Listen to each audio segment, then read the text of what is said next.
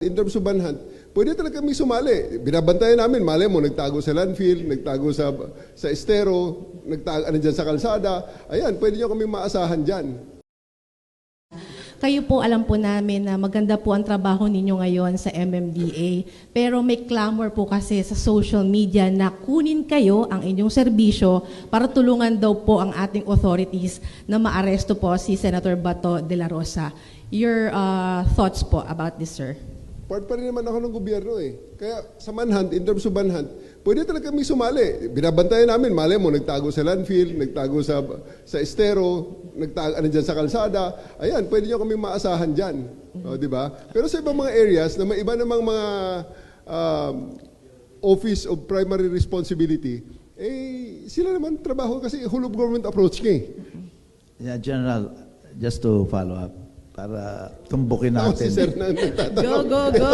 Para tumbukin natin. Go, Senator. If you're given a special assignment by the President, no, to help in the manhunt, do you have a choice to accept or do you have a choice to? Pag presidente ng utos, sir, automatic, no choice, di ba? Pero ito nga ang bottom line dyan.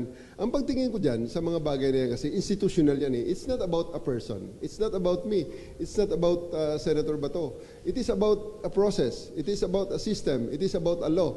And it is about a job na desisyonan mo na lang personally kung ikaw ang inutusan whether you do it or not. Kasi maliwanag naman. Ito na, naglabasa na ang mga desisyon ng mga abogado na talagang overwhelmingly at saka yung mga otoridad na mismo ang nagsasabi, legal ang warrant, pwede nyo i-implement yan, at yan ay sa tingin ko, we have to respect the process, let the systems work, because police sa law enforcement, hindi po pwedeng mamili ka kung alin ang i-implement mo, alin ang hindi, because at the end of the day, the job of the police is not to judge the case, but to implement the processes, and in this case, the warrant. So they have to do it, protect the process, let it roll in its natural course, and most especially, protect the institution, because ultimately, it is in the thing that we protect here, at ang foremost consideration na dapat nating maproteksyonan ay ang interes ng bansa.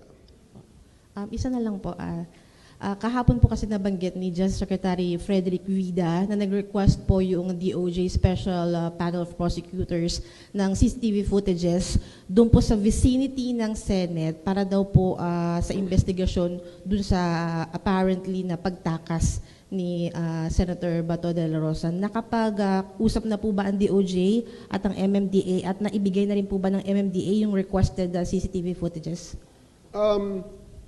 I think there's a letter na lumabas nga sa internet na supposedly i-deliver ngayon sa MMDA.